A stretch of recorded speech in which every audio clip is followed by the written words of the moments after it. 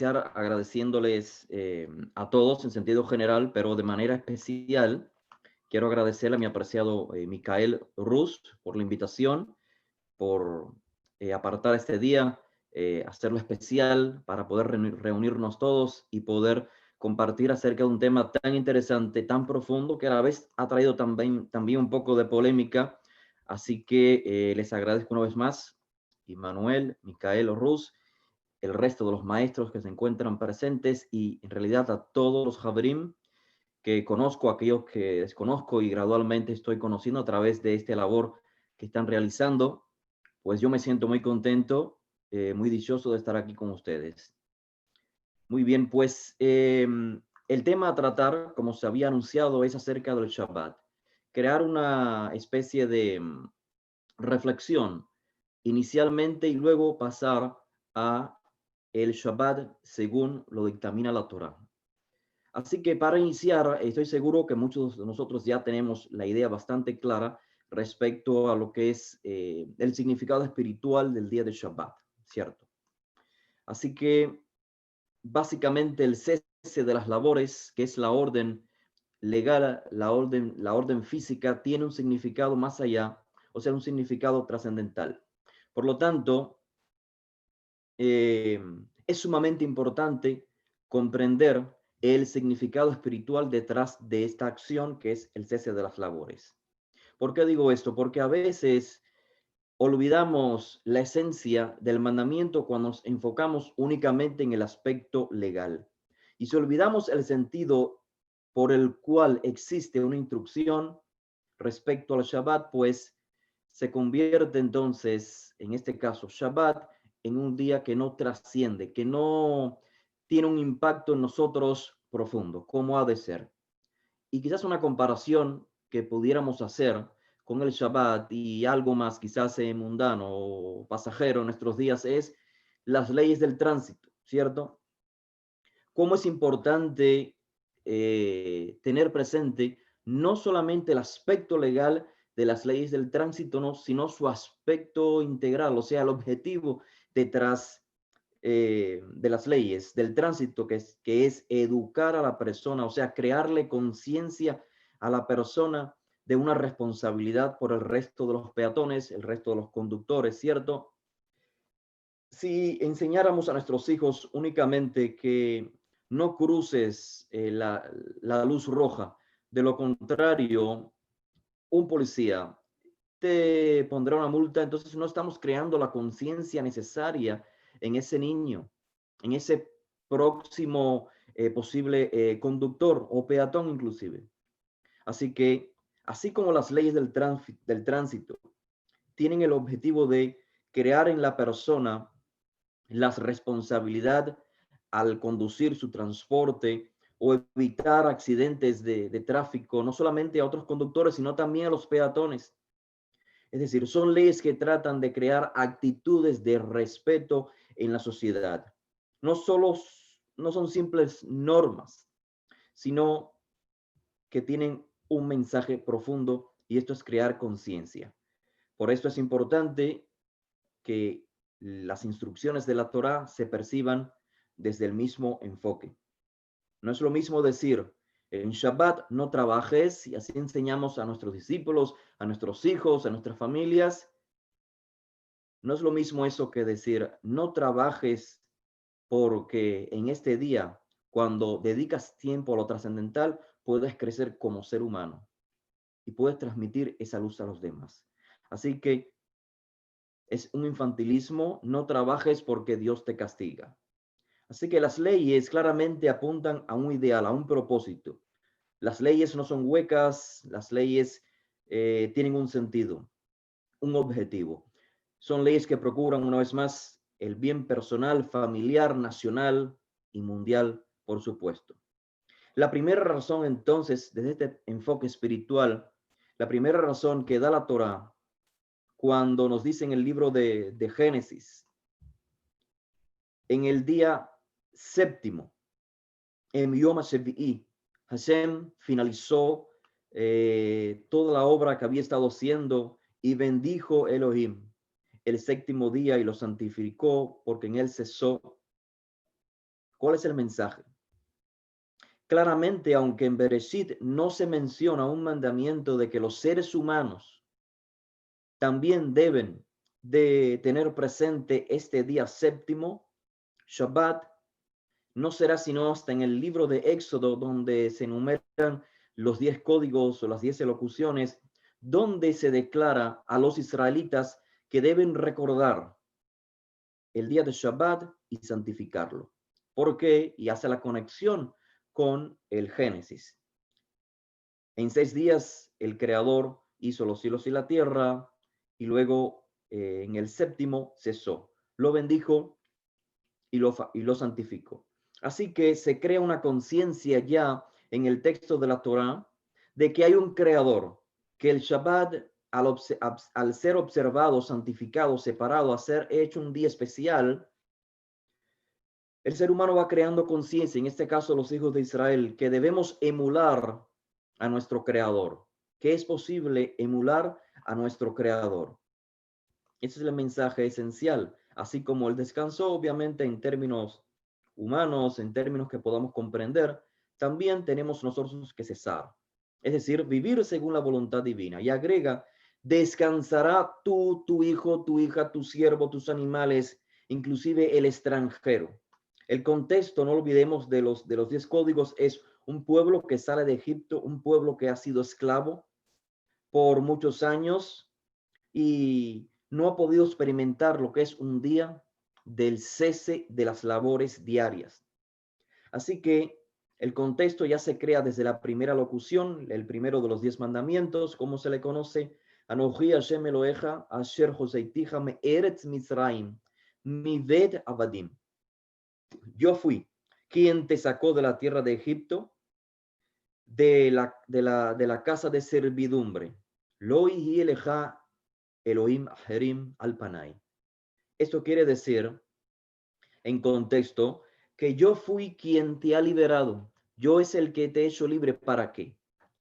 Para que no tengas que vivir bajo un sistema esclavista, un sistema que abusa del ser humano. Así pues, el contexto de las 10 locuciones donde figura el día de Shabbat es proteger en contra de la esclavitud, del maltrato de un ser humano por otro ser, en este caso de un pueblo, de un sistema social esclavista. Y por lo tanto, Israel es elegido para ser una nación ejemplar. Así que somos libres de no tener dioses extraños, dioses como el faraón y como los dioses de Egipto, que nos empujan y nos obligan a vivir un sistema esclavista. Anoji Hashem Eloheja. Yo soy Hashem tu Elohim. El ser humano entonces debe de tener la confianza total en este creador, el que te ha hecho experimentar que él es el que te protege, que él es tu creador, que hay un plan contigo, que no estás aquí en el mundo por casualidad y que tú como pueblo de Israel, como miembro de esta nación elegida, tienes una tarea que hacer, una tarea que desarrollar, y esto es acá en la cuarta locución, santificar, guardar el día de Shabbat. Y es en este contexto entonces que se refleja por primera vez en el texto de la Torá el Shabbat. Se puede entonces apreciar claramente el contexto de una libertad del ser humano, de la procuración de un bien para el ser humano, en dependencia obviamente de servir al Todopoderoso. Eres libre de trabajar como esclavo. Eres libre de trabajar, pero cesar. Ya no serás más un esclavo. Ya no trabajarás los 7 días seguidos. Y por supuesto esto implica también, podemos ver inclusive el contexto de la salud, de evitar las enfermedades, pero es un tema el cual hoy no trataremos. Por ello, debe ser un día de Kedushá. Esto es un día especial. Ahora, si ese es el mensaje que enviamos al resto de los pueblos cuando Israel practica el día de Shabbat, es decir, que el ser humano debe tener una vida digna, que no ha de ser un esclavo de otro ser humano y En el caso que dependa de otro ser humano, pues no podrá existir el abuso de un ser humano para el otro, sino que también la persona que esté sirviendo tiene que tener el día de Shabbat como un cese de sus labores. La pregunta sería, ¿y por qué descansar precisamente, por qué cesar de las labores precisamente en el día séptimo del calendario hebreo? ¿Por qué? ¿Por qué no en el primer día de la semana? ¿Por qué no en el día tercero de la semana, uno de los días más especiales?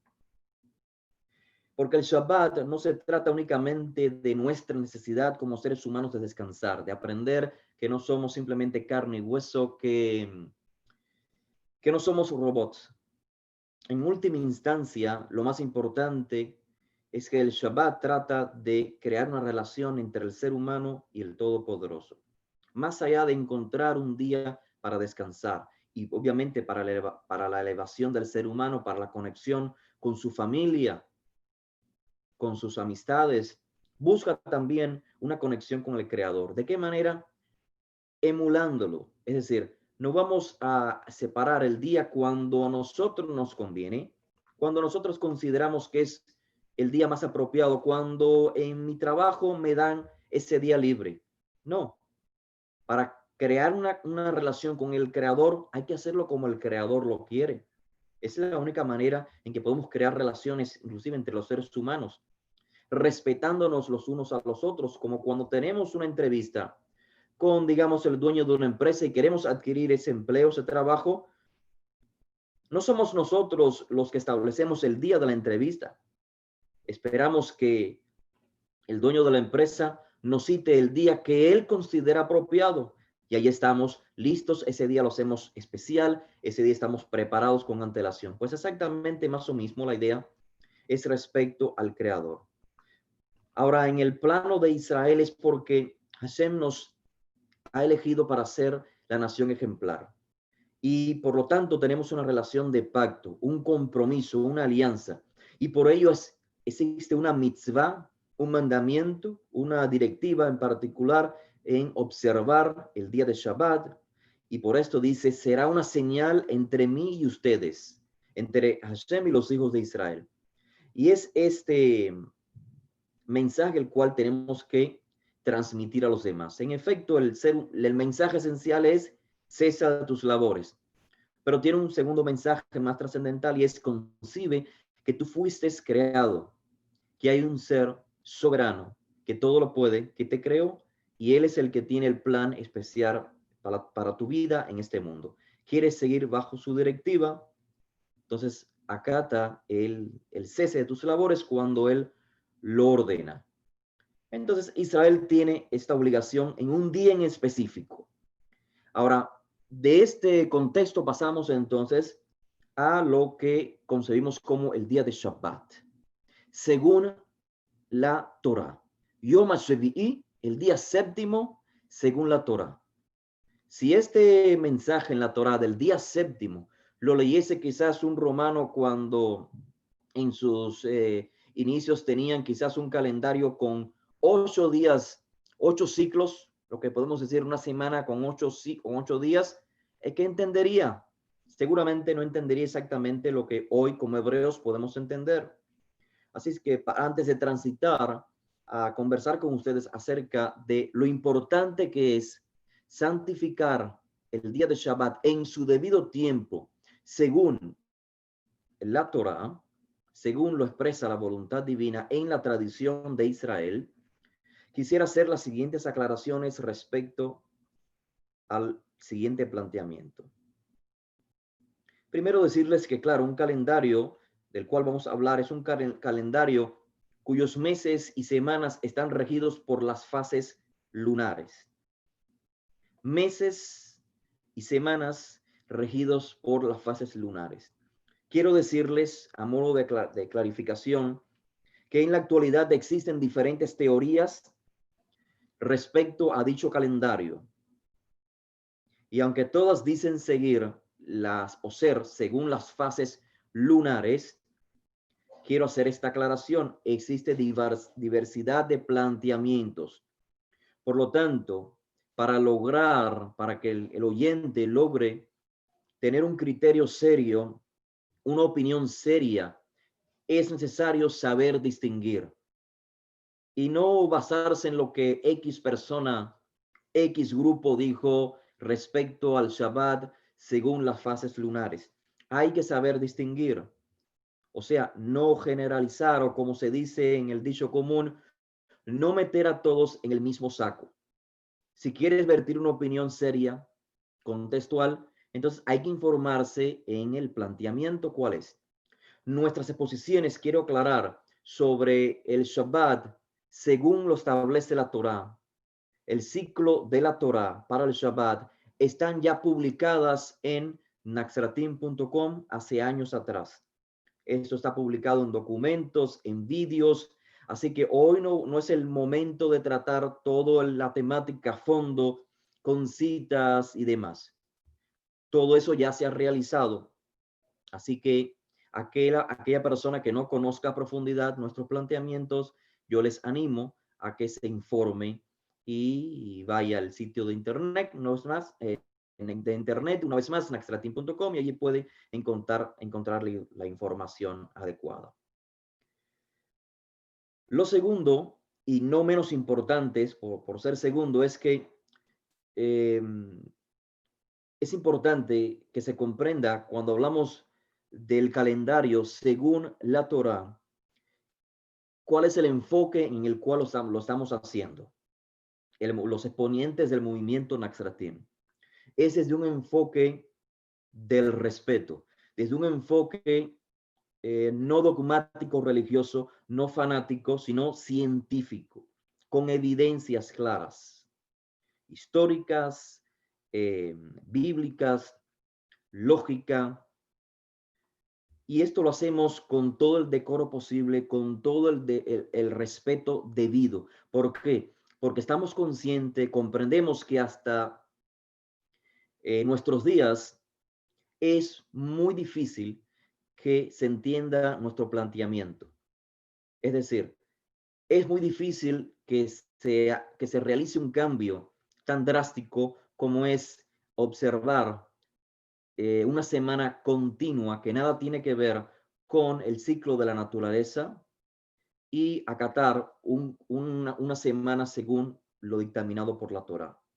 Porque comprendemos que es un tema chocante para la época actual, una época tan acostumbrada a los calendarios juliano y gregorianos, calendarios que no toman en cuenta para nada el orden natural de la creación, en este caso de la luna.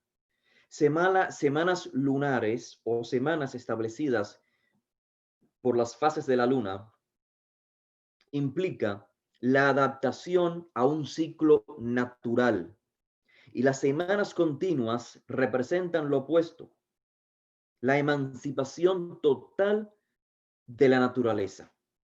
El ser humano queriendo hacer un conteo tal y como él lo concibe, apartado de la naturaleza.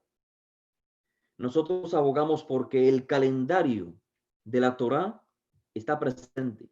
Todo ser humano puede tener acceso a él. El calendario del Creador, ¿dónde se encuentra, estimados Javerim? Nada más que hay que mirar al cielo. Ahí está la manera de contar los días, las semanas, los meses y los años. Todos podemos tener acceso ahí. En otras palabras, el Creador está guardándonos.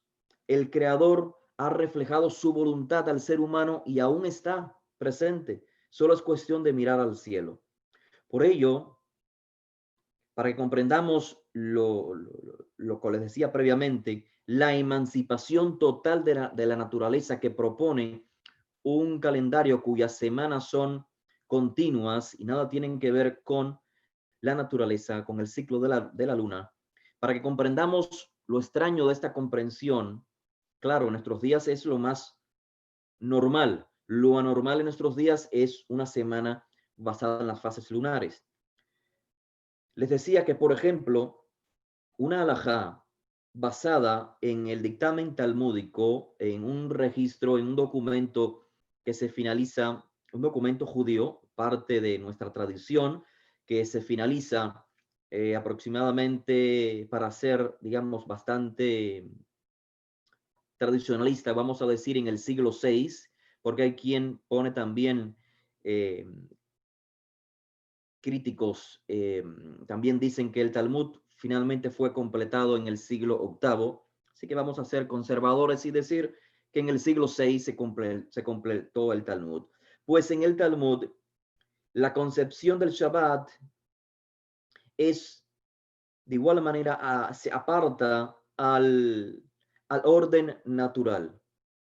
Por eso les quería poner este ejemplo acerca de una halajá registrada en el Tratado Shabbat, DAF 69b. Y la pregunta que se hace es, si una persona está en el desierto o un lugar similar, es decir, un lugar donde la persona pierde la noción de los días, ¿cómo sabe entonces cuál es el día séptimo? O sea, ¿cómo sabe qué día es Shabbat para poder santificarlo? A la conclusión halágica que llega el Talmud es la siguiente. Muy fácil, a partir del día en que pierdes noción del tiempo o del día en que estás, comienzas a contar ese día como el día 1. Yo no sé qué día es hoy, me encuentro en el desierto o quizás fui aprisionado, me encuentro en una cárcel, ya perdí la noción del tiempo. ¿Cómo sé qué día es Shabbat? Perdí la cuenta, pues hoy voy a contar el primer día. Cuando llega el séptimo día, ese día es Shabbat. Esa es la lógica de un documento que, como decía anteriormente, para ser conservador fue finalizado en el siglo VII. Sin embargo, las copias más antiguas son mucho más posteriores, es decir, están más conectadas con nuestros días. Así que es evidente que las semanas lunares y las semanas continuas son dos modos totalmente diferentes de organizar el tiempo de la vida humana. Y en la época que vivimos sería altamente riesgoso en términos económicos que cualquier sociedad desee seguir un de semanas lunares, siendo obviamente Shomer Torah, o sea, sabiendo que el día séptimo debe ser un día sagrado. ¿Por qué? Porque sería un ciclo totalmente diferente al que la mayoría del mundo actual está adaptado. Sería como una especie, por exagerarlo un poco, un suicidio económico.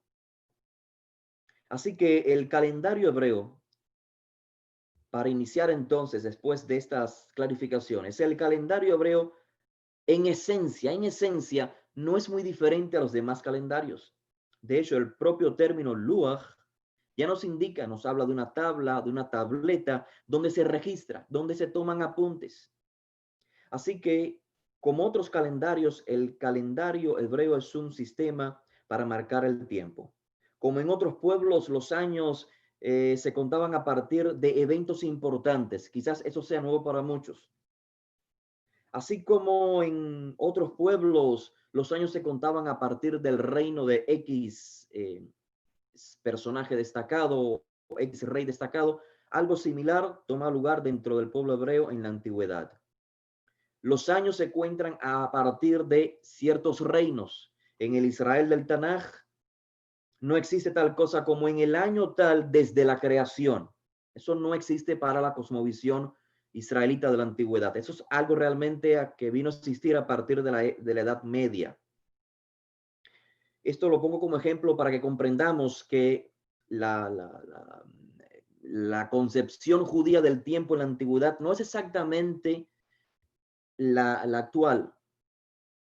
Aún en los primeros años de la era común, el mundo judío contaba el tiempo a partir de momentos especiales.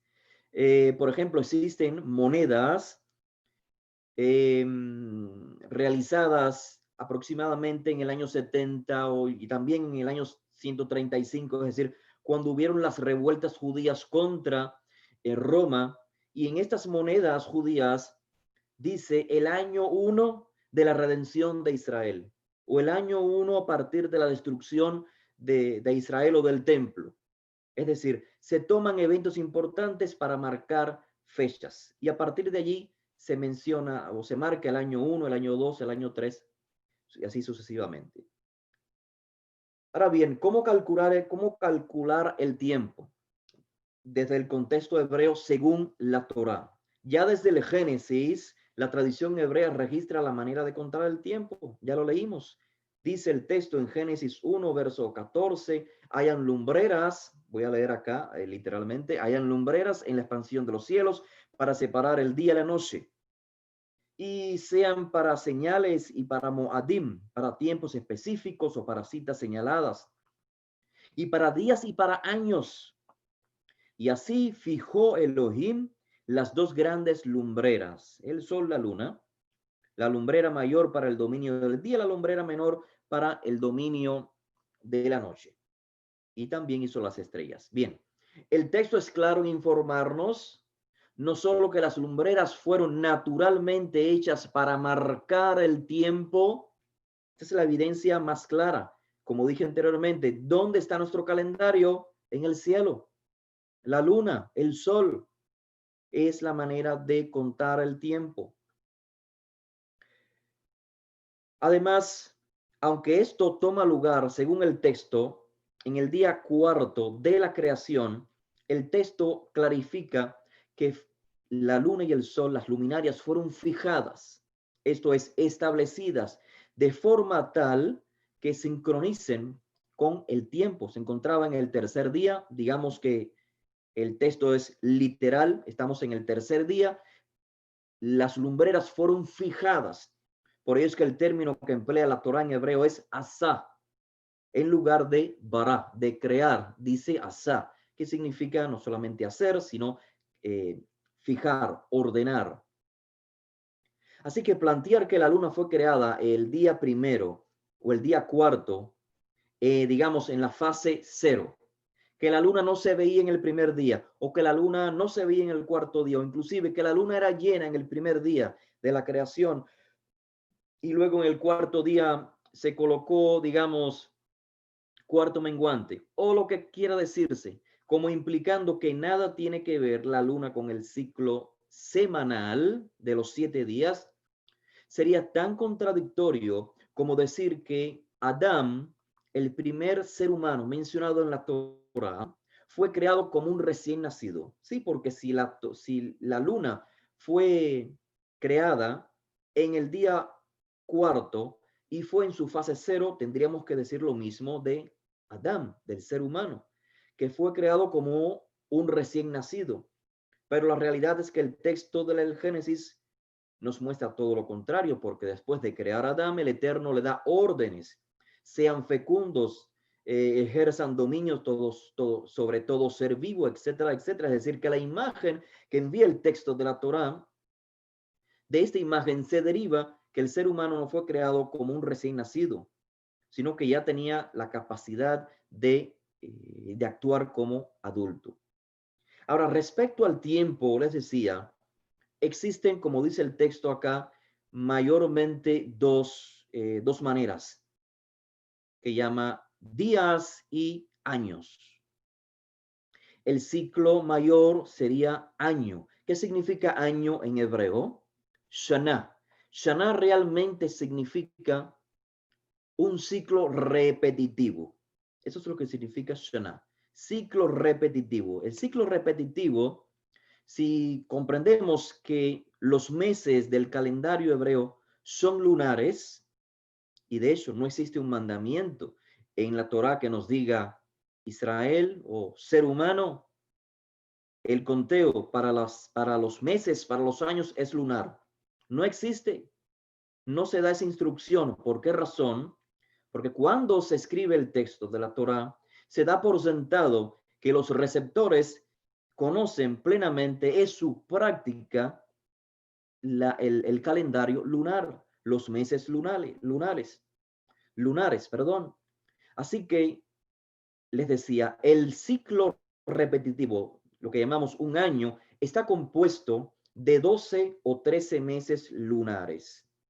De hecho, lo que llamamos en español mes, etimológicamente, mes, proviene del latín que significa luna. ¿Por qué? Porque hubo un tiempo en que el calendario romano era lunar, tenía 28 días. ¿Por qué? O sea, el mes 28 días. ¿Por qué? Porque la luna es vista durante 28 días. Claro, este calendario romano luego cambió por influencia de otros pueblos. Y lo mismo ocurre en el calendario hebreo, en el sentido del significado de meses. Lo que llamamos en español mes, en hebreo es yerach. Yerach, ¿qué significa? Esencialmente, su raíz significa luna, yareach. Otro nombre más popular para mes en hebreo es Jodesh, que también alude a la renovación de esta luminaria o de esta lumbrera, la luna. Por ello es que cada mes tiene lo que se llama en hebreo Rosh Jodesh. Otros meses no tienen esto. Rosh Hodesh significa la cabeza o el inicio de mes. Así que tenemos en el cómputo de los días en hebreo, del calendario hebreo, básicamente tres categorías. Tenemos Rosh Hodesh, cabeza de mes, tenemos 6 días de trabajo y tenemos el séptimo día llamado Shabbat. Tres categorías. Pero fíjense, aunque los años del calendario hebreo son calculados por 12 o 13 meses lunares, mágicamente, repito, mágicamente, la semana, que sería lo que compone el mes, para que los meses compongan el año, las semanas nada tienen que ver con la luna. Meses lunares que llegan a componer un año basado en las fases lunares, y resulta que la semana que debe componer al mes lunar no tienen nada que ver con la luna. Y lo usual, estimados Javerim, es que la gente nos pida evidencia de que el Shabbat alguna vez haya sido regido por las fases lunares. Muéstrame la evidencia de cuando el Shabbat fue regido por las fases lunares. Es decir, cuando digo fases lunares, me estoy refiriendo a fases de la naturaleza. Un calendario natural, un calendario de la creación. La respuesta, como dije al inicio, es ya lo hicimos. Ya hemos evidenciado, ya hemos puesto en evidencia a través de la historia, la lógica, la Biblia, y se encuentra en naxtratin.com. Específicamente, si aquellos que gustan más de ver vídeos en lugar de leer, bueno, pues existen 4 series en YouTube llamado El Shabbat regido por la luna. Pero sé que quedan algunas incógnitas y hoy vamos a tratar de responderlas y además escuchar otras que puedan existir que aún no nos han hecho llegar. Así que me gustaría iniciar en esta parte haciendo la misma pregunta para hacer reflexionar a quienes opinan que el sábado es el Shabbat mencionado en la Torah, que el séptimo día mencionado en Génesis es el sábado. Ya nosotros dimos nuestra evidencia y obviamente estamos abiertos al diálogo, a las preguntas con decoro, con respeto, porque lo mismo procuramos nosotros con todos los participantes. Pero ahora nos toca a nosotros preguntar por lo opuesto o lo contrario, la evidencia. ¿Dónde está la evidencia de que el séptimo día en Génesis es el sábado? ¿Podría alguna persona que siga un ciclo semanal continuo cuyo día séptimo coincide con calendarios como el juliano o el gregoriano, puede esa persona asegurar que el sábado es el Shabbat mencionado en la Torá? ¿Puede asegurarlo? Me refiero al Shabbat del Génesis, al Shabbat que practicaba Moisés. Más adelante, y Mircea Hashem, hablaremos de registros históricos, más o menos en el primer siglo, escritos romanos que hablan del día de Saturno. Estamos hablando de la Torá, no del primer siglo. Vamos a partir desde las bases iniciales. ¿Alguien puede evidenciar que el día sábado, registrado en el calendario juliano y gregoriano, los más cercanos a nuestros días, es el séptimo día mencionado en Bereshit, en la Torá? Que los hijos de Israel cesaban de laborar en el desierto el día sábado. La respuesta es simplemente no, no se puede evidenciar. Nadie puede evidenciarlo, nadie puede saberlo a cien y a ciertas. Nadie puede afirmar, Moisés, los hijos de Israel cesaban los días sábados. ¿Por qué razón? Porque el sábado está designado sin tomar en cuenta los ciclos naturales mencionados en el libro de Bereshit. El sábado está desligado de las luminarias del ciclo de la naturaleza, del calendario del Creador. Por ello nadie sabe, nadie puede evidenciar que el sábado es el Shabbat mencionado en la Torá. Y de esta comprensión es que se deriva la halajá que previamente mencioné, extraída del tratado Shabbat en el Talmud, Shabbat en la página 69b. Si estás en el desierto y te pierdes y no sabes qué día es, cuándo es Shabbat, no importa, a partir de ese día en que perdiste la cuenta, ese es el primer día. Y ahí comienzas a contar. Y el día séptimo es Shabbat. Luego, cuando llegues a un lugar, digamos, a una ciudad, quizás te van a decir, estás equivocado. Tu Shabbat es el día tercero, según nosotros. Y habría que preguntar, bueno, y según ustedes, ¿cuándo fue que establecieron el Shabbat según su conteo? Y entonces no llegaríamos a nada, a ningún lugar. No se sabría quién tiene la razón, qué etnia es la que tiene la razón. Con el tiempo, gradualmente, debido a tanta fuerza que tuvo el Imperio Romano sobre la gran parte del mundo habitado, es que hoy casi todo el mundo identifica el sábado como el día séptimo. Pero repito, no se puede evidenciar que el sábado es el día de Shabbat mencionado en la Torá. Ahora vamos a crear conciencia y lógica con otra pregunta. ¿Puede a alguien con un calendario lunar, como lo es el calendario hebreo, el calendario de la Torá, puede esa persona asegurar 100%, fíjese, 100%, que el día, qué día de hoy es, pero en el conteo del mes, qué día del mes es hoy? ¿Alguien con un calendario lunar puede afirmar qué día es hoy?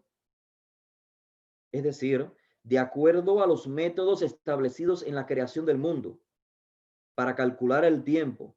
No me estoy refiriendo a conteos lunares prefijados, fíjese, o computarizados. Mirando la luna, ¿usted puede saber qué día del mes es hoy? La respuesta es sí, sí se puede saber, porque la luna es el testigo fiel, porque dije, como dice Hashem a través de los profetas, mientras las leyes de la luna existan, Israel será mi pueblo. En otras palabras, las leyes de la luna siempre van a estar allí. No necesitamos recrear un calendario. Lamentablemente, la realidad es que al sufrir persecuciones, imposiciones de otros imperios, fuimos arrastrados a estos ciclos extraños para el orden natural. Entonces, la respuesta es sí. Sí es posible decir qué día del mes es hoy, porque la luna, como decía, emitiendo la luz del sol, es la que rige un mes. Así que no importa el año en que estemos, no importa si es el año 1 de la creación, no importa si es el año 30 de la era común, no importa si es el 2020, desde la creación hasta nuestros días, en cualquier mes que estemos, en cualquier circunstancia, en cualquier desierto o lugar solitario, podemos con toda certeza mirar al cielo y coordinar el día del mes en que estamos. No hay fallo, no hay manera de equivocarnos. El ciclo lunar para el conteo mensual, según el método establecido en la creación, no falla. El primer día del mes siempre va a ser el primer día del mes. El día 20 siempre va a ser el día 20. Ahora, la otra pregunta sería, ¿por qué se puede saber con toda seguridad el día del mes, pero no el día de la semana? Si es que estamos hablando de un mismo calendario establecido por el Creador. Si estamos hablando de un mismo calendario, ¿por qué no les parece a ustedes curioso, estimados Jabrim, que si el calendario es lunar, si las fases lunares establecen los días del mes, ¿cómo es posible que los días de la semana, la cual compone, las semanas componen un mes, esas semanas no sean lunares, no sean regidas por las fases naturales de la luna? Tomemos en cuenta la siguiente lógica. Los meses son lunares y de esto no hay duda.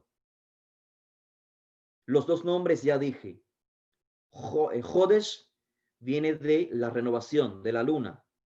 Yareach viene de Yerach. Yerach, que es mes en hebreo, viene de Yareach, de luna. Entonces, los meses lunares, como ustedes saben, estimados Javerim, ¿tienen cuántos días? Tienen 29 o 30 días. Esto es matemático. No hay confusión con ello. No hay manera de fallar. No hay manera de equivocarse. Los meses, según las fases lunares naturales establecidas por el Creador desde el Génesis, tienen 29 o 30 días. Un mes lunar tiene 29 o 30 días. No más, no menos. Desde que la luna es vista por primera vez en un mes lunar, transcurren 28 días en los cuales la luna se puede ver. Todos los meses la luna se ve 28 días. ¿No les parece curioso a ustedes que el número 28 sea un múltiplo de 7? Tenemos un mes en el cual la luna es vista, un mes lunar, la luna es vista por 28 días. Y el 28 es múltiplo de 7. 4 por 7, 28. El 7 nos llama claramente a un ciclo semanal. Shabua, en hebreo, semana, que claramente el término Shabua nos habla de Sheva, de 7. Entonces, si dijimos que el ciclo del año está compuesto por meses y los meses por semanas, meses lunares compuestos por semanas, entonces es muy, muy claro percibir que las 4 semanas que componen un mes lunar han de ser 4 semanas lunares. Es pura lógica. En otras palabras, los 28 días en que la luna está visible son los que designan las 4 semanas del mes.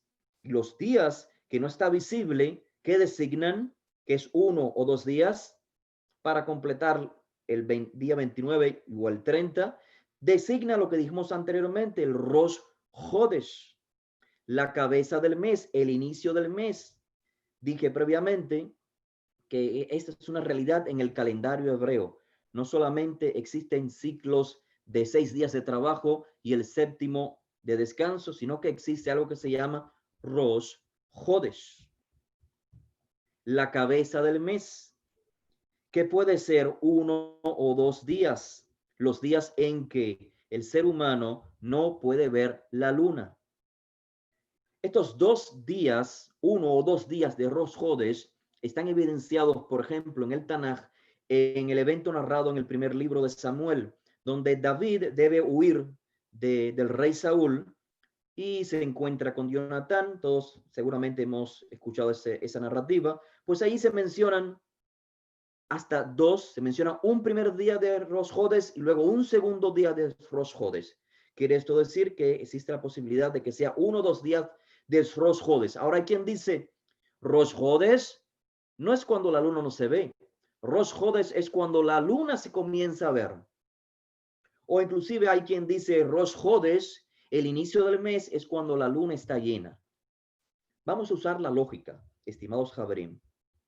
Las únicas fases lunares que pueden tener 1 o 2 días en que para la vista humana es la misma fase es cuando la luna no se ve, que puede ser 1 o 2 días.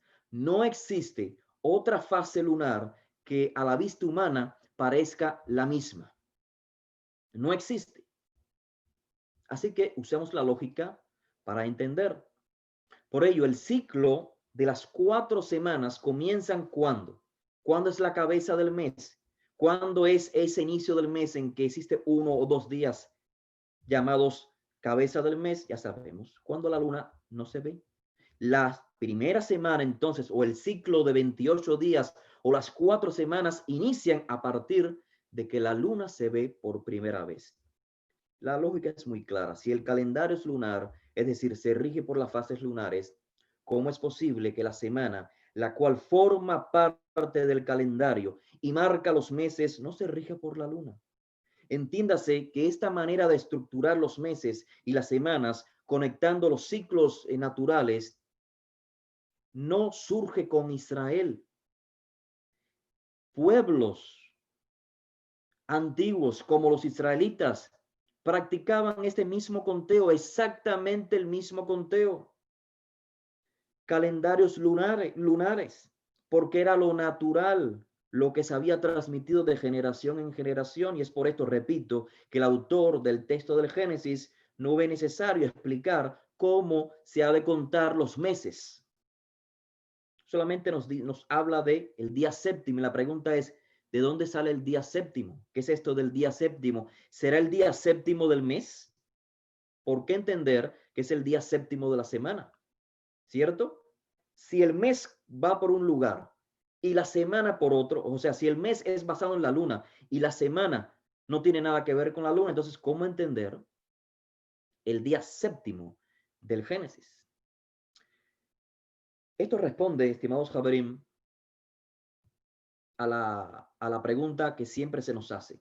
Si el texto de la Torah dice 6 días se trabajará y el séptimo será Shabbat, descanso, la pregunta es, ¿cómo aquellos que afirman que el Shabbat está regido por las fases lunares, cómo pueden cumplir 6 días de trabajo y el séptimo descanso si me estás diciendo que el primer día o el segundo de inicio del mes no forman parte del ciclo de las semanas? En otras palabras, estaríamos viviendo más al inicio del mes, estaríamos haciendo un cómputo de 7 o 8 días antes del día de Shabbat. Y la respuesta es muy simple. ¿En qué época fue escrito el texto de la Torá? ¿Quién lo escribió y para quién lo escribió? Fue escrito, ya dijimos, en una época de los antiguos, donde los antiguos entendían perfectamente, según la historia, según la evidencia, la arqueología, cuáles son los ciclos de 7 días de cada mes. ¿Cuándo comienzan? Comienzan a partir de que la luna es vista. Por eso existe una vez más el concepto de Rosh Hodesh, la cabeza del mes. Y con esta perspectiva, entonces vamos a leer rápidamente, nuevamente quizás los textos mencionados en Génesis. Vamos a leerlo. Génesis 2:2. Vayuhulu Hashamayim ve'et haaretz ve'chol tzevaam. Todos sabemos, quedaron concluidos, vamos a leer en español para avanzar, quedaron concluidos los cielos y la tierra y todo lo que hay en ellos. Y acabó Elohim en el día séptimo la obra que hizo, y reposó el día séptimo de toda la obra que hizo. Y bendijo Elohim el día séptimo, lo santificó. La pregunta es, ¿cómo leemos ese texto? En nuestros días, calendario romano, calendario gregoriano, calendario chino, calendario egipcio. ¿Para quién fue escrito el texto? Hay quien dice que aquí está la evidencia clara de un ciclo semanal de 7 días continuo, que aquí se está dictaminando, que aquí se está enseñando un mandamiento. 7 días demora el ciclo semanal y este debe ser ininterrumpido, sin renovación. Lo cierto es, estimados, que el texto no dice nada de un ciclo semanal de 7 días que debe repetirse sin interrupción. Génesis no dice nada al respecto. Génesis solo dice que Hashem laboró por 6 días, crea el día séptimo y cesa de laborar. Por lo tanto, es una suposición del lector de Génesis que ya leyó Éxodos 16, Éxodo 20, donde se habla de los mandamientos, donde se habla del día séptimo como día de Shabbat. Ya leyó esa lección y ahora viene a leer Génesis 2, donde se menciona el séptimo día. Y es correcto, yo lo aplaudo. Es decir, estoy de acuerdo contigo, hay un trasfondo cultural en el texto. Si no entiendes Éxodos 16, Éxodos 20, no vas a entender Génesis, donde se habla del séptimo día. Es Éxodos 16 y 20 el que te confirma que el día séptimo mencionado en Génesis es el día séptimo de la semana. En otras palabras, hay un contexto cultural que se debe de tomar en cuenta antes de leer el texto de la Torá. Había un pueblo que tenía sus costumbres respecto a un calendario. Por lo tanto, no se le designan nuevas reglas de cómo contar los meses, las semanas y los meses. Lo único que sí se les altera es que Aviv será el primer mes, pero no se les ordena contar meses con un nuevo conteo. ¿Por qué? Porque el conteo era el mismo que usaban la mayoría de la antigüedad, el calendario lunar. Así pues, Génesis 2.2, que ya leímos, es una escritura en retrospectiva.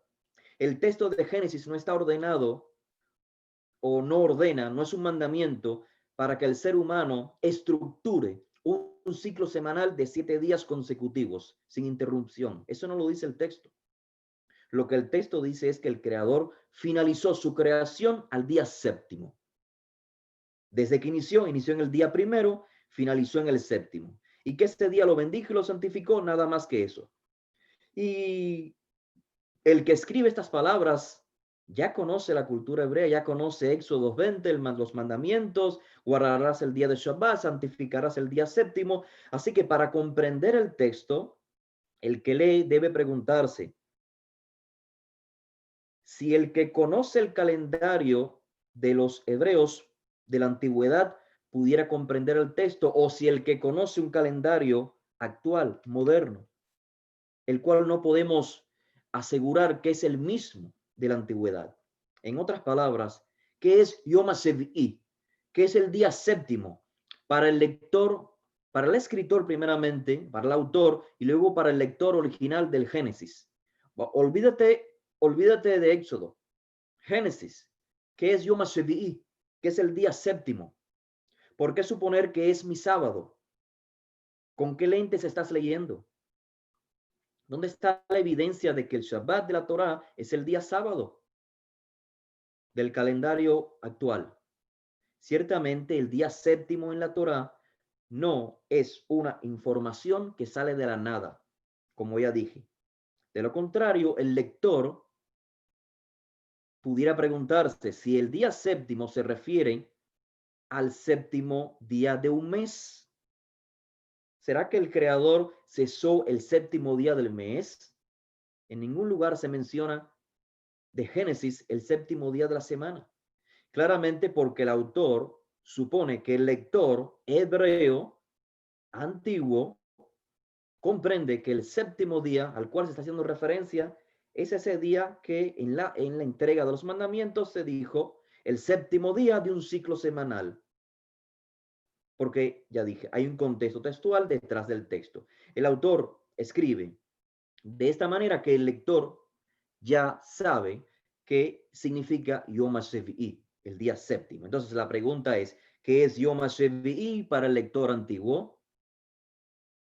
Quienes dicen que Shabbat es sábado no pueden probarlo, no tienen evidencia. Por lo tanto, cuando celebran Shabbat con el día sábado, no están seguros de que ese día es exactamente Shabbat. No lo están, no pueden asegurarlo. La evidencia histórica indica que los hebreos, como muchos otros pueblos, tendrían no solo un mes lunar, sino un mes compuesto por semanas lunares. Ya, como dije previamente, la información está registrada acerca de los diferentes pueblos que observaban semanas lunares. ¿Te interesa la información? Se encuentra en naxtratin.com. El día séptimo entonces sería para el lector antiguo el último día de, eh, de estos, digamos, de estos 4 ciclos que forman un mes lunar. 4 ciclos de 7 días que forman un mes lunar. Y esta es la comprensión clara, sencilla, lógica, razonable, que los antiguos lectores entenderían del texto del Génesis, acostumbrados a calendarios lunares. Por ello, aunque estemos en el desierto, las fases lunares nos van a indicar cuándo es el día séptimo. Por ello, cuando en Éxodo 16 dice en el contexto del maná que el día sexto recogieron doble porción de alimento, es porque sabían los israelitas en el desierto que era el día sexto y que era el día séptimo. Cuando dice en Éxodos 16:23, esto es lo que ha ordenado el Eterno. Mañana es Shabbat. Mañana es día de descanso, de cese de las labores. Y luego dice, recogerán durante 6 días, pero el séptimo, que es Shabbat, no lo harán. La pregunta pudiera ser, durante 6 días, pero ¿a partir de cuándo? ¿A partir de cuándo yo empiezo a contar 6 días? Si existe un calendario semanal basado en las fases lunares, todo tiene sentido. Hay un principio y ese principio no lo voy a perder de vista, aunque esté en el desierto, aunque esté a solas, aunque esté en prisión. Cuando yo salga de la prisión, yo voy a poder ver la luna y voy a saber en qué día de la semana y del mes estoy. Así que la pregunta es, durante 6 días recogerán el maná. Y la pregunta dije que era, ¿a partir de cuándo? ¿De cuándo empiezo a contar? El día sexto, ¿a partir de qué? ¿Cuál es la señal? ¿Hay alguna información en la Torá, en el texto de la Torá, donde se instruya que la semana debe ser de 7 días? No, se da por sentado porque la semana se llama Shavua, 7 días, ciclo de 7. Por ende, una vez más, hay una cultura detrás del texto que concibe los ciclos de 7 a partir de una renovación, de un Rosh Hodesh. Y la pregunta es, ¿qué te hace pensar, una vez más, que el día séptimo es el sábado? Así dejemos, estimados Jabrim, que sea el propio texto el cual se explique por sí mismo, que el contexto exponga el texto. Muchas civilizaciones antiguas se regían por calendarios lunares, meses lunares y semanas lunares. Ahora bien, voy a finalizar con esta última sección en la cual quiero responder brevemente a 2 preguntas que nos han hecho llegar recientemente, las cuales no hemos mencionado en los textos que hemos publicado ni en los vídeos que hemos publicado. ¿Por qué? Porque desde mi punto de vista, estos planteamientos no tienen bases sólidas, pero entiendo que no todo el mundo puede comprenderlo así, así que voy a culminar esta exposición explicando o dando respuesta a estas 2 preguntas. La más quizás interesante de ellas es que existen escritos por historiadores romanos que mencionan, estos historiadores romanos mencionan que ciertos ataques que realizaron los romanos contra los judíos tomaron lugar precisamente en el día de Saturno. Y se da la evidencia. ¿Por qué razón? Porque es el día en que el judío no trabaja.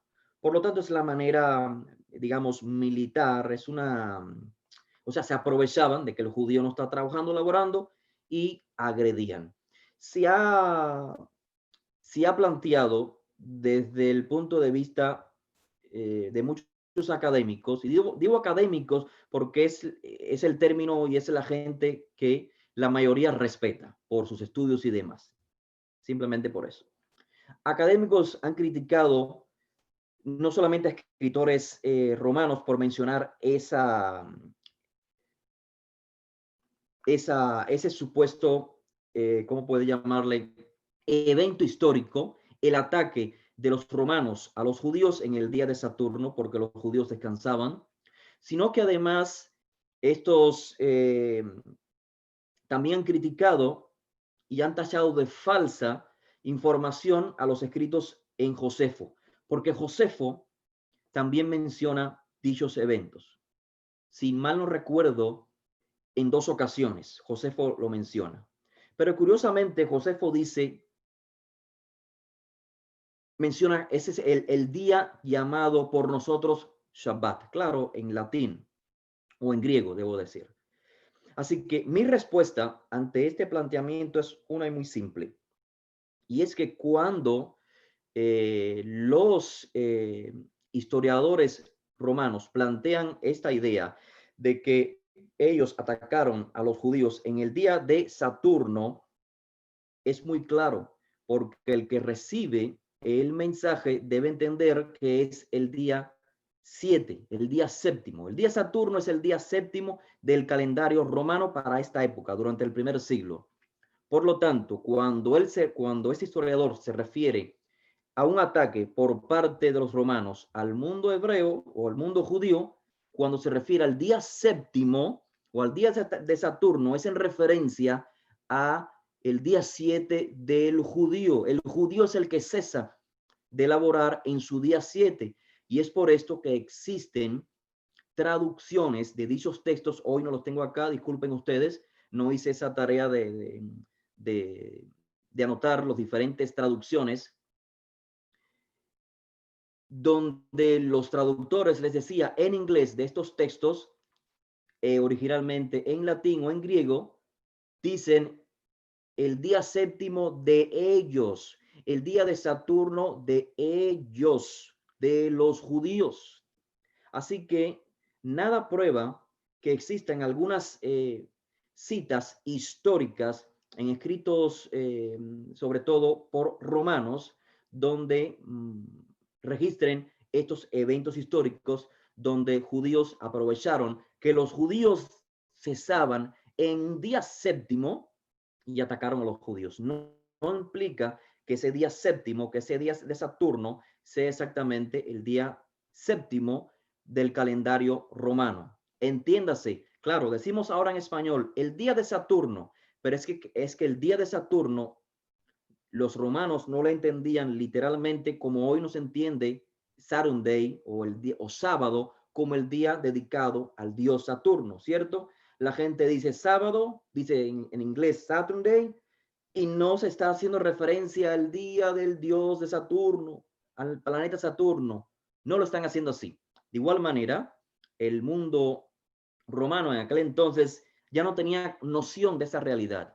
Su día séptimo de la semana era el día de Saturno. ¿Cómo identifica un romano el día séptimo de la semana hebrea o judía?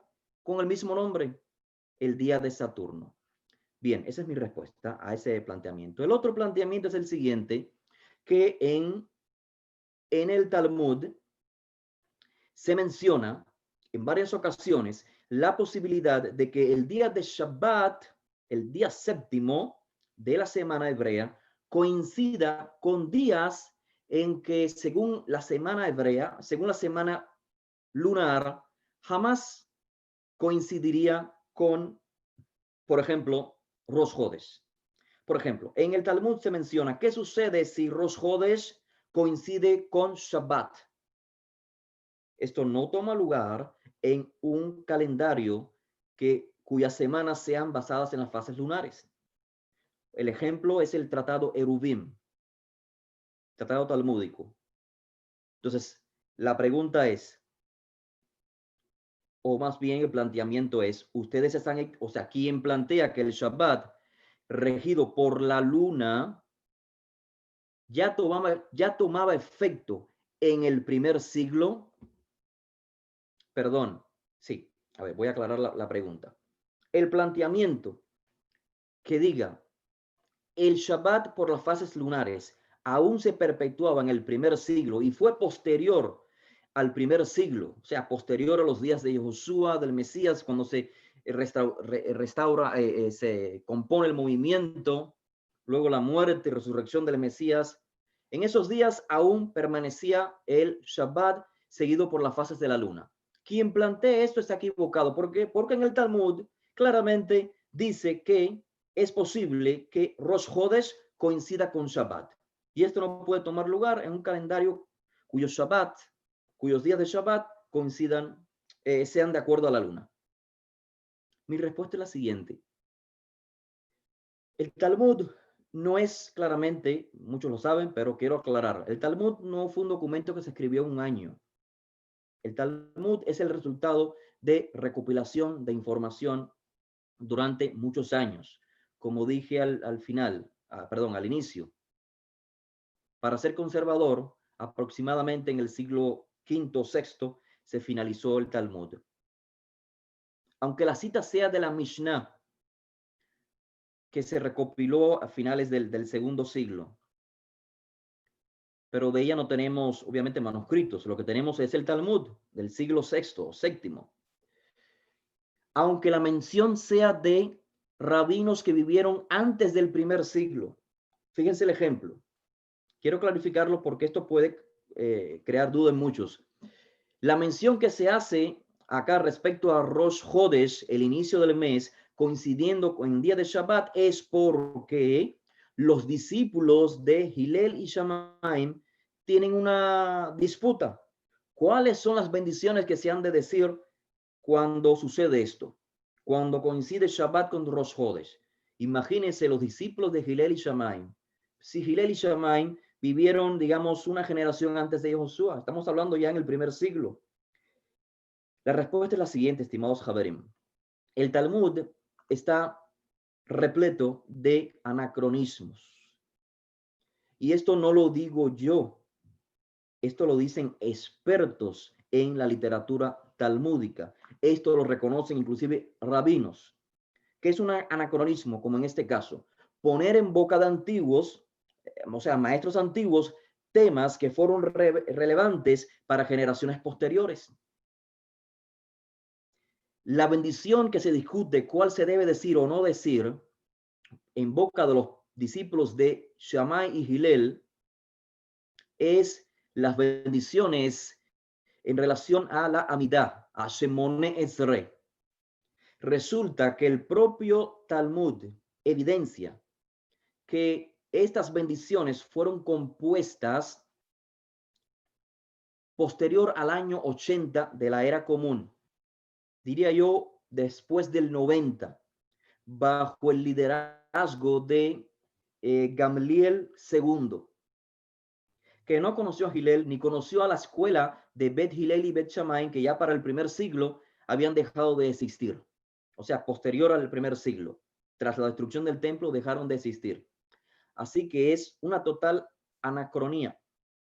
Es un anacronismo decir que los discípulos, que las escuelas de Hillel y Shammai estaban discutiendo acerca de la Amidah. Para entender esto con otros ejemplos, les traigo este otro.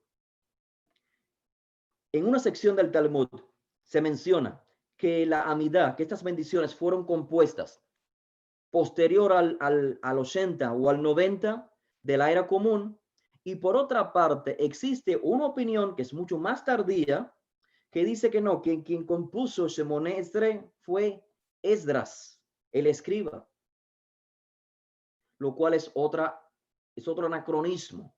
Como si fuera poco, existe el registro en el Talmud que dice que quien inventó la Birkat Hamazon, la bendición tras el sustento, fue realmente Josué, el hijo de Nun, el discípulo de Moisés. Y como estos ejemplos, yo le puedo citar un sinnúmero de más ejemplos que evidencian los anacronismos que existen en el Talmud. Cómo se dictamina una ley, una halajá, en nombre de un rabino muy antiguo, un personaje muy antiguo, simplemente para darle autoridad a esa legislación. Y acá traigo registrado, si más no me equivoco, estoy viendo acá en las notas, para el que le guste de la lectura, aunque yo creo que este documento simplemente se encuentra en inglés, In Quest of the Historical Pharisees, en busca de los fariseos históricos, una obra por el destacado profesor Jacob Neusner. Excelente obra. Él, entre otros excelentes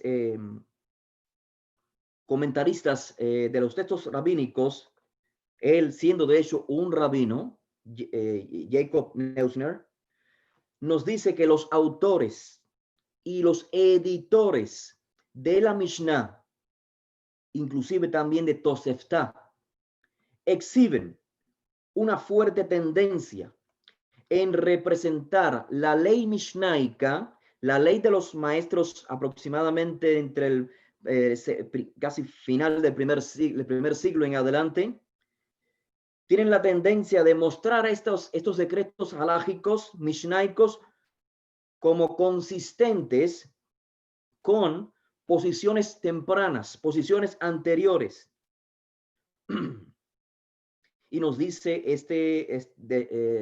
destacado rabino y escritor Jacob Neusner, nos dice, hay que tener cuidado en hacer inferencias a partir de esta observación.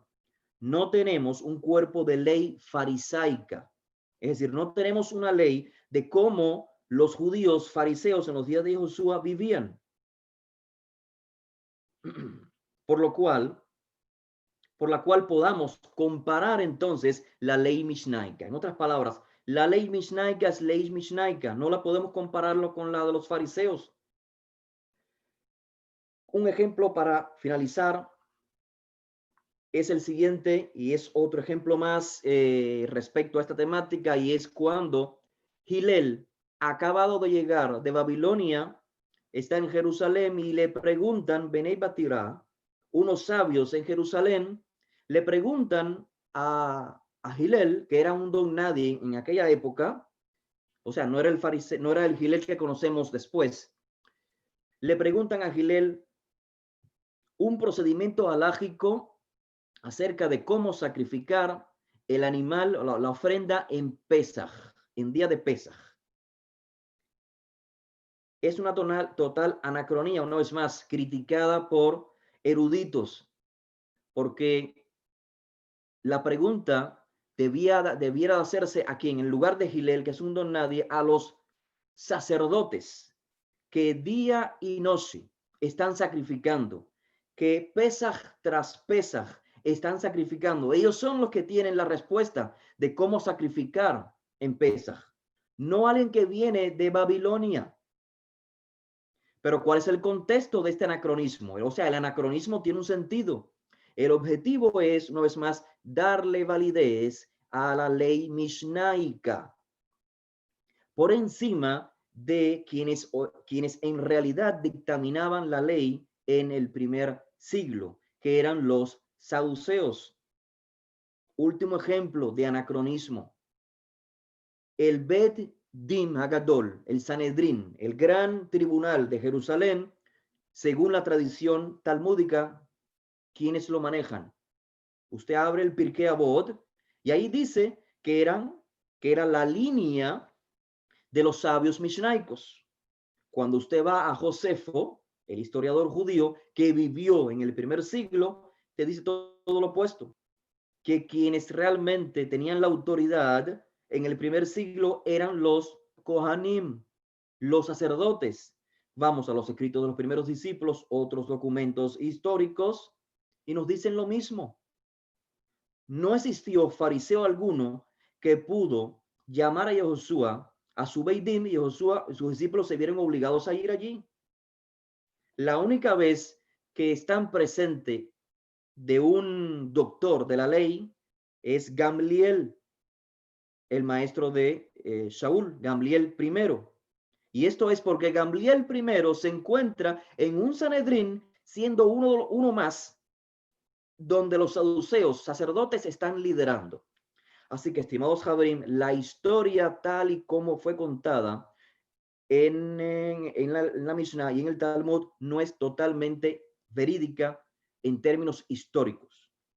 Es una composición tardía, es relatando datos anteriores históricos, pero con conveniencias teológicas para defender un movimiento. En este momento estamos hablando del siglo IV, siglo V, donde existían gran variedad de judíos que no estaban de acuerdo con las leyes rabínicas. Tenemos el caso de los caraítas, entre otros. La época también donde surge el cristianismo, etcétera, etcétera. Por eso es que encontramos también anacronismos respecto a Josué de Nazaret en el Talmud. Lo ponen viviendo en una época en la cual no vivió, más de 100 años antes del primer siglo, siendo discípulo de Josué ben Perajia, al cual Josué no pudo conocer, históricamente no pudo conocer. Así que, con esto, ¿qué evidencio? Quiero evidenciar que el planteamiento de que el Talmud menciona que el Shabbat puede coincidir con Yom Kippur, que el Shabbat puede coincidir con Rosh Hodesh, esto no es evidencia sólida para plantear que el Shabbat, según la Torá, no es según las fases lunares. A fin de cuentas, vamos a darle el beneficio de la duda, ¿cierto? Vamos a decir, el Talmud es correcto, está correcto. Todo lo que es el Talmud, perfecto, está correcto. El Shabbat puede coincidir con Rosh Hodesh. La pregunta sigue siendo una y muy clara. Aparte del Talmud, de un documento tardío, puedes evidenciar por la Torá, porque es la fuente de todo, es la fuente nuestra, la fuente de todo movimiento judío es la Torá, el Tanaj. Puedes evidenciar que el Shabbat mencionado en la Torá, el Shabbat mencionado en el Tanaj, en la Biblia hebrea, ya no el primer siglo, vamos a la fuente, ¿es el sábado? La respuesta es no se puede.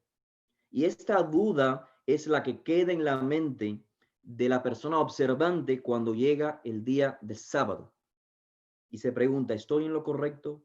¿Sí o no? Por tradición sabemos que hoy es Shabbat, por tradición. Nosotros decimos, no necesitamos esa tradición. Necesitamos solamente la Torá. Y miramos al cielo y ahí vemos el calendario del Creador, quien nos confirma, están observando las citas tal y como yo lo desee. Muchas gracias por la atención. No me voy a retirar sin darle paso a una que otra pregunta que pueda existir. Gracias, Rabbi Diel, por su tiempo y por tan extraordinaria explicación. De verdad que ha despejado muchas dudas.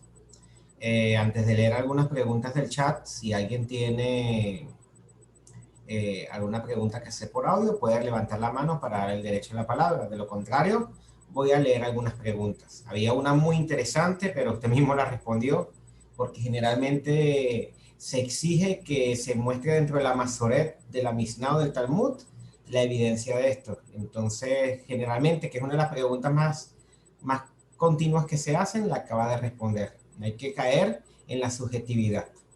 A veces, como reflexión, a veces como estudiantes de Rabbi Yehoshua Minarrat, algunos estudiantes de Rabbi Yehoshua Minarrat quieren objetar el calendario de las fases lunares de Moshe.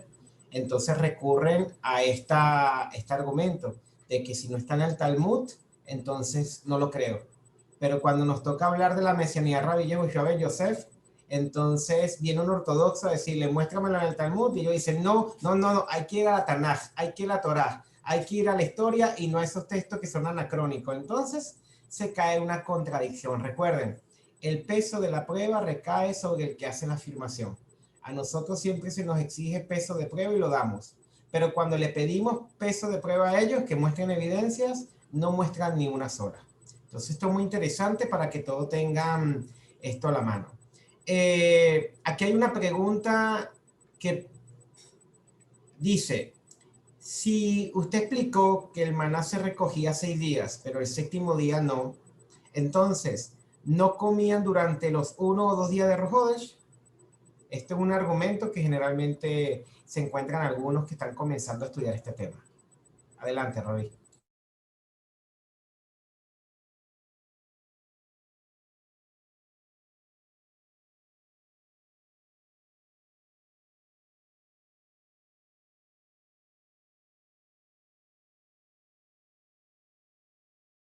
Ok, ya le activo el micrófono, disculpe. Adelante, Robbie. Gracias. Gracias por la pregunta. No, sin duda es una de las preguntas o las incógnitas que van quedando en el camino, porque el texto únicamente dice, pues claro, 6 días se recogerá y Shabbat no se ha de recoger. Pero ya esto se explicó y quiero trasladar a las personas una vez más a los estudios que ya están escritos, porque lo que podemos vertir ahora acá es muy reducido. El contexto está claramente en el texto, en los textos que hemos producido ya. Así que le invito a visitar dichos textos y leerlos con detenimiento. Pero una vez más, la respuesta es la siguiente. Hay que entender que el lector de estos textos no somos nosotros. No es un romano, no es un chino, no es un, no es un egipcio, personas con calendarios diferentes, sino que es un hebreo, que como otros pueblos en la antigüedad tenían calendarios lunares. Así que si nos basamos en que el calendario es lunar, podemos encontrar claramente eso en el texto. Así que una respuesta con evidencia la puede encontrar, como lo decía, en los textos ya publicados.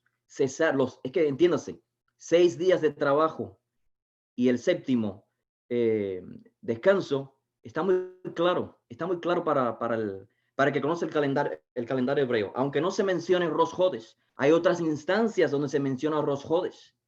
Así que nada, es una pregunta yo sé que requiere de ver gráfica. Así que le animo a que se dirija a naxatin.com y ahí encontrará la respuesta. Sí, en la serie de videos sobre el Shabbat lunar hay gráficas y está muy bien explicado. Le vamos a compartir el link. Adelante, Mijael de Temuco, Chile, que tiene la pregunta con la mano levantada. Muy buenas noches, ¿me escuchan? ¿Se escucha bien? Sí. Ya, mi pregunta es, bueno, lo tengo hace harto tiempo esta pregunta, tenía esta pequeña duda. Mi pregunta es con respecto a Rosh Hodesh. ¿Cómo evidenciar en base al Tanaj que Rosh Hodesh es cuando la luna está en su etapa oscura? Porque la mayoría de los movimientos judíos dicen que Rosh Hodesh es cuando se ve el primer filo de la luna. Y muestran evidencia de ello, muestran evidencias, comentarios rabínicos y todo. Y bueno, y también usan el Tanaj para evidenciar eso. Ahora, ¿cómo demostrar en este caso que teniendo como base la Tanaj, que Rosh Hodesh es cuando la luna está oscura? Esa sería mi pregunta. Muy bien, gracias por su pregunta, estimado Mijael. Excelente pregunta y realmente no tengo todas las evidencias de las cuales menciona. Y con esto quiero decir que nosotros estamos abiertos al diálogo, a analizar los temas, las preguntas que se hagan, para estudiar, para profundizar. Entonces, respondiendo directamente a su pregunta, lo primero que quiero decirle es que existe una gran contradicción en la estipulación de Rosh Hodesh en el calendario judío actual, el más común de todos. ¿Por qué? Porque cuando existe 2 días de Rosh Hodesh, se coloca ese primer día de Rosh Hodesh como el día 30 del mes anterior y el segundo día de Rosh Hodesh se coloca como el primer día del mes que continúa. Entonces, ¿qué es lo que significa Rosh Hodesh? O sea, si las palabras tienen un significado, por favor, Rosh Hodesh es el inicio de un mes, la cabeza de un ciclo. La cabeza de un ciclo no puede ser el último día del ciclo anterior y el primer día del próximo ciclo. Esto es lo que hace el calendario popularizado hoy como el calendario judío. Para mí, un error. Lo segundo, respondiendo ya directamente a su pregunta, es cómo comprender que el Rosh Hodesh es cuando no se ve la luna. Y creo que la respuesta ya la di, citando el libro de Primera de Samuel, donde se menciona la huida de David de Shaul, el encuentro con Jonatán, etcétera, etcétera. La evidencia es que allí se mencionan no uno, sino 2 días de Rosh Hodesh. Cuando vamos a los ciclos de la luna, existen, como ya dije, 2 días en el ciclo de la luna que para la vista humana son exactamente iguales. Y esto es cuando la luna no se ve por 2 días. La luna no se puede ver, no se ve en los meses lunares, ya sea por un día o hay veces que en 2 días. Por lo tanto, ahí se desprende que Rosh Hodesh puede ser un día o 2 días. La razón por la que Rosh Hodesh puede ser 2 días se deduce por lógica. Claro, el texto no lo dice claramente. Se deduce por lógica porque existen 1 o 2 días en el calendario lunar, en las fases lunares, cuando es exactamente igual desde la vista humana, cuando no se ve. Ahora, la evidencia histórica evidencia lo mismo. Los calendarios, por ejemplo, babilónicos de la antigüedad, eran de igual manera, exactamente, 28 días con luna, con la luna vista, se marcaban los 28 días, y era un día o 2 días donde no se veía la luna claramente. Los textos dicen donde no se veía la luna cuando era el inicio del mes. Así que basado en estas dos realidades o evidencias es que yo coordino o pienso que Rosh Hodesh es cuando la luna no se ve. Muchas gracias, Rabí. Siempre es Bueno, bueno siempre es bueno entender que el calendario está basado en una lógica. Si tenemos 4 semanas al mes y cada semana tiene 7 días, 7 por 4 es 28, que es un calendario natural.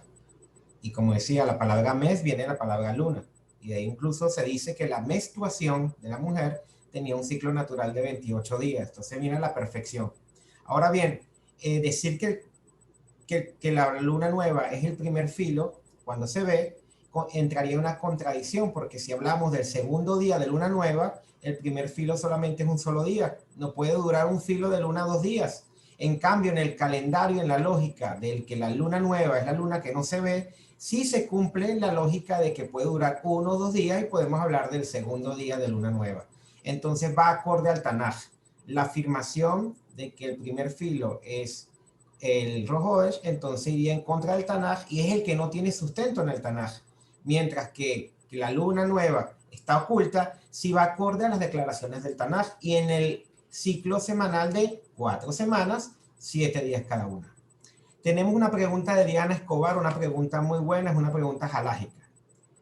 Una persona que observa el Shabbat lunar, digamos que coincida un día jueves, que es laboral para la mayoría de hoy en día, y trabaja ese día, ¿no está violando el Shabbat al solo contar con 2 o 4 horas para dedicarlo al Shabbat? Adelante, Rabí. excelente la pregunta, y son las preguntas mejores que me gusta recibir, porque sabemos que la pregunta viene con una conciencia detrás, que es santificar el día de Shabbat. Hay gente que pregunta por preguntar, no observan el Shabbat, pero discuten respecto al Shabbat. Entonces, aprecio mucho este tipo de preguntas. La realidad es que si no se observa el día de Shabbat, porque se está elaborando, claramente es una violación del día de Shabbat. Eso es natural. Como cualquier orden que se nos dé, si no la llevamos a cabo, estamos incumpliendo. Ahora tenemos que tener en cuenta, obviamente, el orden de importancia en nuestra vida. Desde el punto de vista halágico, si estamos, por ejemplo, en Yom Kippur y la persona necesita comer, tiene que comer, aunque viole la ordenanza ¿cómo se dice? De ayunar en Yom Kippur. Aunque tenga que comer cerdo, está permitido halágicamente que coma cerdo. Si no hay más nada que comer, obviamente, y lo único que hay es cerdo o algo que no sea kosher, tiene que comerlo. Esa es la halajá, porque hay un orden de importancia. Entonces, en este sentido, la persona tiene que hacer todo lo posible por santificar el día de Shabbat. No puede, tiene que poner en balanzas lo más importante en su vida, si es el bienestar o sea, lograr, digamos, sobrevivir en cierto contexto geográfico, porque aquí viene otra parte interesante. Cuando Hashem entrega la mitzvah de Shabbat, lo entrega en contexto de nación. No le dijo a Abraham, este es el Shabbat que debes de guardar. Le dijo a todo Israel, este es el Shabbat que debes de guardar. Israel se está constituyendo como una nación ejemplar. Decía anteriormente, sale de Egipto, un lugar donde no existe lo que es el Shabbat, no existe reposo.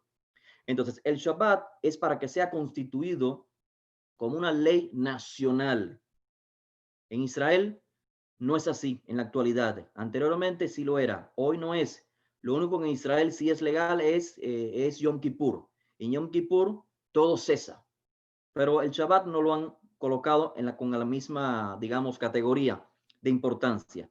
Entonces, si nosotros vivimos en un lugar, una zona geográfica, donde el sistema gubernamental no establece el Shabbat como un día de cese, o sea, si trabajamos para una persona, para una empresa, esa empresa nos va a exigir que trabajemos en día de Shabbat porque no somos dueños de nuestro tiempo. Necesitamos cumplir con el tiempo de esa empresa, pero el sistema gubernamental no le exige a esa empresa que en Shabbat no se puede elaborar. Así que en esa circunstancia, la persona que no viva en un contexto judío no se verá sino expuesto, obligado a laborar en día de Shabbat hasta que procure gradualmente. Es decir, tampoco es cruzarnos de brazo y decir, bueno, como yo vivo, digamos, en América y aquí donde estoy viviendo, acá el Shabbat no es conforme, como dice la Torah, pues voy a seguir así hasta que, no sé, o sea, no me esfuerzo al respecto. Tenemos que esforzarnos. La mejor manera entonces es vivir en comunidad. O sea, si no podemos tener un país donde podamos vivir guardando el Shabbat por un decreto nacional, entonces tenemos que crear una comunidad en la cual nos podamos asistir los unos a los otros. Excelente pregunta. Tengo un par de preguntas, vamos a ver si nos da tiempo. Aquí hay una muy interesante que es un argumento que generalmente le muestran en los debates sobre este tema. Ellos dicen que se argumenta que el calendario de las fases lunares es algo babilónico, dando a entender que es algo pagano. Entonces, ¿cómo se le responde a los que argumentan que observar el calendario de las fases lunares, que es el que guardó Moshe y el que está en la Torá, es de origen pagano o idólatra, como lo pretenden mostrar, y que el prefijado rabínico entonces no lo es? Interesante pregunta y nos pone en una disyuntiva, porque lo mismo podemos decirle a ellos. O sea, muéstrame que el sábado no fue instituido por un concepto humano. Establecer que el sábado es el día séptimo. O sea, la misma pregunta se le puede hacer a la inversa. Ahora, desde el punto de vista, digamos, ya más crítico, histórico, académico, con evidencia histórica, pues los propios historiadores, los que recopilan la información de las prácticas antiguas, no saben quién realmente fue el de la idea de semanas lunares. Saben que pueblos antiguos la tenían, pero inclusive ellos dicen, no podemos decir que los hebreos copiaron a los babilonios, porque puede ser, dicen ellos, por naturaleza propia, porque lo que hacían que depender de la tierra, y para depender de la tierra tiene que haber una conexión con las fases lunares. Así que lo más natural es que el ser humano, por iniciativa propia, comenzara a marcar el tiempo según las fases lunares. Así es, el calendario de la fase lunar es un calendario natural. Yo siempre recuerdo la gematría de la palabra Elohim y de la palabra naturaleza. Tienen la misma gematría. Entonces, estamos en una isla, hasta viendo las señales que el Eterno colocó en Bereshit, nos podría ayudar a marcar ciclos continuos ciclos de semanas y de meses. Entonces hace que sea algo muy natural y que obviamente cualquier persona pueda llegar a deducir. Eso confirma lo que el Creador ha dicho: colocaré lumbreras en los cielos. Entonces no necesitas ir a una biblioteca, no necesitas ir a hacer estudios avanzados para llegar a la conclusión de algo natural. Y a mí me gusta mucho eso de este calendario, porque nos muestra que el Creador y la Torah es algo que es fácil de guardar, no hay impedimentos para su práctica, sino que depende de nuestra decisión. Para culminar, una última pregunta, y los invito nuevamente, como dijo Rabia Agdiel, a entrar a la página oficial nasratin.com y al grupo oficial de Facebook nasratin.com para ver este tema a mayor profundidad. Última pregunta de Albino. ¿Yeshua guardó el calendario juliano, rabínico o lunar? Adelante, Rabí. Gracias. Un saludo, estimado Albino. Gracias por estar presente. Pues la respuesta a esta pregunta es, sin dudar a dudas, es que según la evidencia hasta ahora obtenida, es que Josué guardó un Shabbat según las fases lunares. No hay evidencia sólida, obviamente, que apunte a que ya en el primer siglo, en los días de Josué, donde se manifiesta en Israel y demás, ya el calendario juliano o romano ya estaba imperando sobre Israel de manera, digamos, obligada. Ahora sabemos que fue en ese periodo del Imperio Romano donde gradualmente los pueblos fueron aceptando este sistema de calendario. De hecho, también en el sitio, en los enlaces o en los documentos que he estado mencionando en nasratin.com, hemos hecho una especie de calendarios en los cuales fijamos eventos en la vida de Josué, lo cual evidencia de alguna manera que sí se puede verificar que Josué estaba observando un Shabbat basado en las fases de la luna. Existen personas que piensan lo opuesto, como lo que dije previamente, la evidencia que se expone de los registros romanos, que los romanos atacaron a los judíos en un día de Saturno.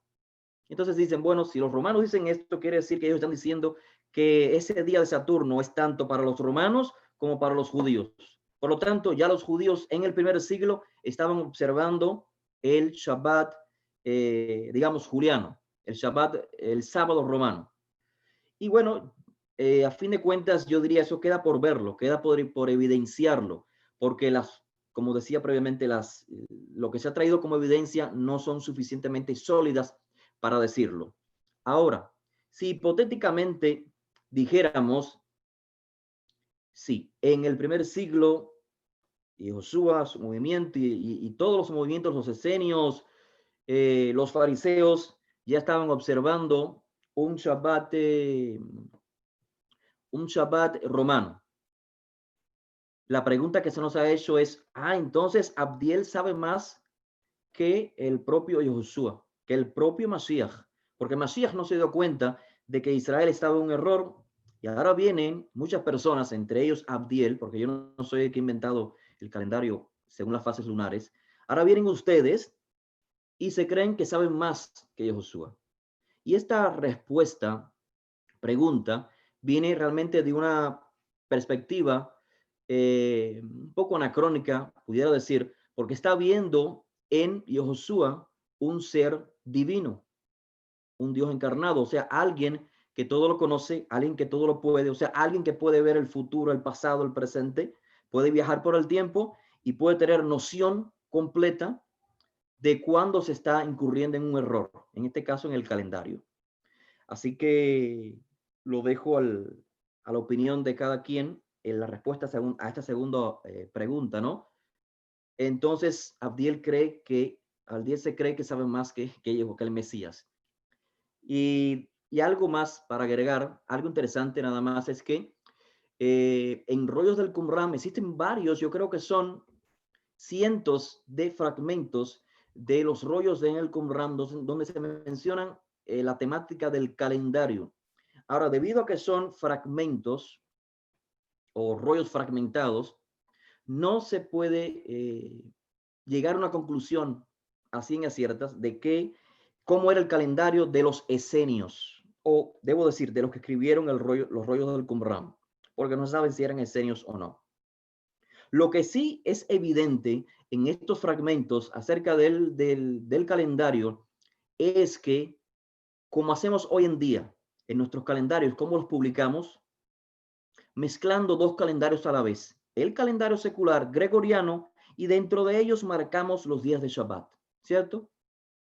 Entonces, exactamente lo mismo que hacemos se encuentra en los fragmentos del rollo del Qumran que hablan acerca del calendario. Si el calendario de estos autores era diferente al lunar o al juliano, aún no se sabe porque, repito, son fragmentos nada más. Lo que sí sabemos es que son dos calendarios mezclados. Tal como decimos, por ejemplo, el Shabbat corresponde a este mes el lunes, o corresponde al, digamos, qué sé yo, al 18 de noviembre. Exactamente lo mismo figura en estos calendarios, en estos fragmentos de los rollos del Qumran.